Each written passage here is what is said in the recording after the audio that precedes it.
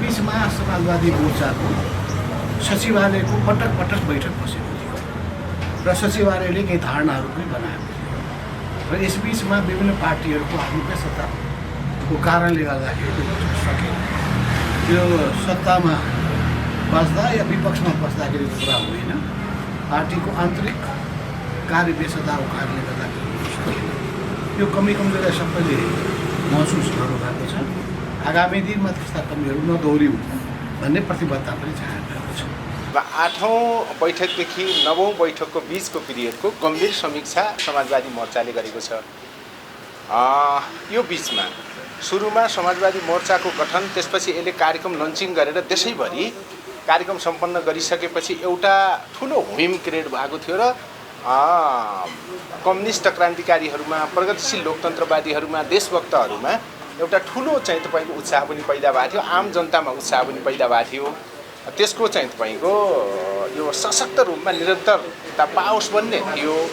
यो बिचमा हाम्रा पार्टीका आन्तरिक कामका कारणले गर्दा यो समाजवादी मोर्चाको चाहिँ कार्यक्रमलाई समायोजन गर्ने, अगाडि बढाउने सन्दर्भमा थोरै हाम्रो गति धीमा भयो।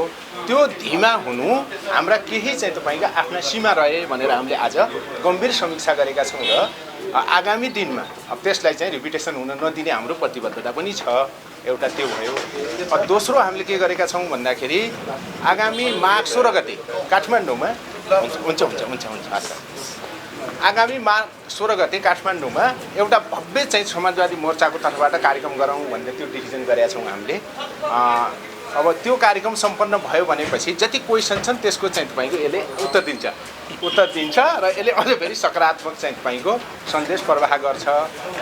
दोस्रो कुरा त्यो छ। तेस्रो कुरा अघिल्लो 8औं यसको बैठकले के एउटा निर्णय गरेको थियो भन्दाखेरि यो बिचको समाजवादी मोर्चाका सबै गतिविधिहरूको भएका कामहरूको चाहिँ तपाईँको संश्लेषण गरेर एउटा प्रतिवेदन तयार गर्ने अनि सीमा पनि चाहिँ उल्लेख गर्ने, त्यहाँ सीमाको समीक्षा पनि गर्ने, आगामी कार्यक्रम सम्बन्धी चाहिँ तपाईँको प्रस्ताव पनि यसले गर्ने भनेर हामीलाई जिम्मा दिएको थियो। यो बिचमा हामीले तय गरेका छौँ त्यो प्रतिवेदन चाहिँ तयार गर्ने, त्यसपछि फाइनल गर्ने झन्डै चाहिँ तपाईँको लास्ट पुगेको छ। अब यो बैठकमा बिचमा अलिकति ग्यापिङ भएको हुनाले आजको बैठकको स्पिड समेत प्लस गरेर त्यसलाई फाइनल गरौँला भन्नेमा पुगेपछि आज के भएको छ भन्नुहुन्छ भने यो माघको 10 देखि 12 गतेको बिचमा प्रतिवेदन फाइनल गरेर मुख्य लिडरहरूलाई हामीले यो कार्यदल भन्नुहोस् या सचिवालयको तर्फबाट हामीले ह्यान्डओभर गर्ने निर्णय गरिएको छ।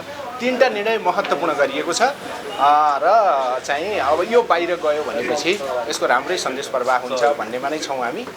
यति हो।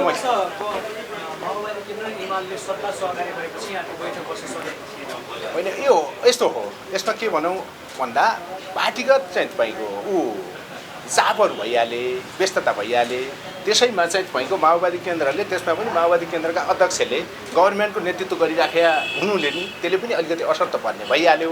हामी सबैका भए त्यसलाई हामीले अलिकति जे जति चाप भए पनि सीमा रहे करेक्सन गर्नुपर्छ भन्नेमा हामी